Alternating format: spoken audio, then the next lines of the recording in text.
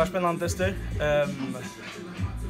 Aldrig mött han förr så jag glömmer att söka att det här jobba och nu där några så gör vi det spalt tester samman så vi glädjer oss att släppa igång till och våna att vi kommer lägga att jag kan lära på som vi visste till sina skapning så vi glädjer oss. Det är helt klart den bästa vändningen som vi tar till dessa vändning.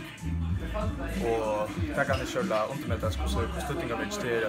Vi får ju vändningar nästan så vi inte bara kommer ut i elden då att det är väldigt negativa så att vi där kommer kanske bara fokusera på akkurat spel och röna förbättra oss själva istället för att kanske rädda taktiskt i det hela.